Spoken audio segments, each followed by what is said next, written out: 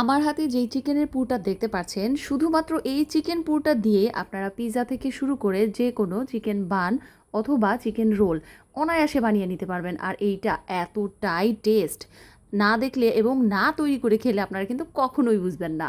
প্রিয় দর্শক, আসসালামু আলাইকুম। আমি নীরা চলে আসলাম বরাবরের মতোই আপনাদের সাথে আরেকটা ইজি বাট খুবই সুস্বাদু রেসিপি শেয়ার করার জন্য। প্রথমে আমি কড়াইয়ে পরিমাণ মতো সয়াবিন তেল দিয়ে একটু বেশি পরিমাণে পেঁয়াজ কুচি দিয়ে নেড়ে চেড়ে এটাকে কিছুক্ষণ কুক করে নিয়ে দিয়ে দিলাম কিছু কাঁচামরিচ কুচি। ঝালের পরিমাণটা কিন্তু আপনারা আন্দাজ করে দিয়ে নেবেন। আর যেহেতু বাচ্চারা খাবে, কাঁচামরিচ কুচিটা দিলেই বেশি ভালো। তবে এর মধ্যে বাকি আরও অনেক রকমের মশলাই রয়েছে যেগুলো আমরা রেগুলার রান্নাতে ব্যবহার করি, আর এটা রান্না করা কিন্তু খুবই ইজি। যেমন আমি এখানে দিয়েছি হচ্ছে ধনিয়া গুঁড়া, সামান্য মরিচ গুঁড়া, হলুদ গুঁড়া, তেলে রাখা জিরা গুঁড়া, লবণ, আদা রসুন পেস্ট সবই অল্প অল্প করে দিয়ে নিয়েছি যেন ফ্লেভারটা খুব হালকা থাকে, তবে খাওয়ার সময় সব কিছুর স্বাদ যেন মুখে লাগে।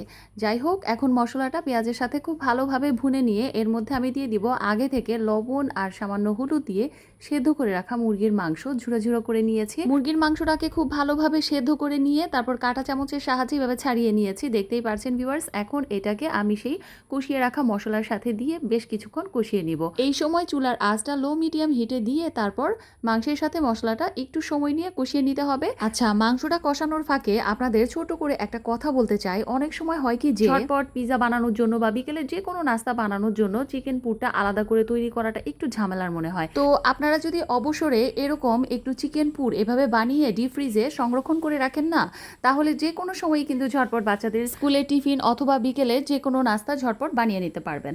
মাংসটা কষানো শেষ হয়ে গেলে আমি এখানে দিয়ে দিব হাফ চা চামচের মতো কালো গোলমরিচের গুঁড়া, তারপর দিয়ে দিব হাফ কাপের মতো পানি। সব কিছু একসাথে মিশিয়ে 2 থেকে 3 মিনিট কুক হতে দিব।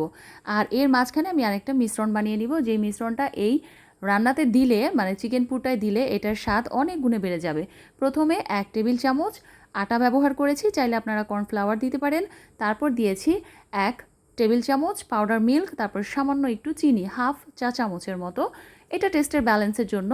তারপর সামান্য পানি দিয়ে এই মিশ্রণটা তৈরি করে নিলাম। এখন এই মিশ্রণটা আমি মাংস ভাজিটার মধ্যে দিয়ে কিছুক্ষণ নেড়ে চেড়ে নিব। অনেকে হয়তো বা বলতে পারেন যে এই মিশ্রণটা কেন দেওয়া লাগলো। এটা দিলে মাংসের ভাজির বা পুরটার টেস্ট অনেক গুণে বেড়ে যায়, তারপর ক্রিমি একটা টেক্সচার আসে, তারপর কিন্তু এটা একটা সুন্দর ঘ্রাণও বের হয়। যে কোনো কিছুতে এটা ইজিলি ব্যবহার করা যায় আর খাওয়ার সময় খুব টেস্টি হয়।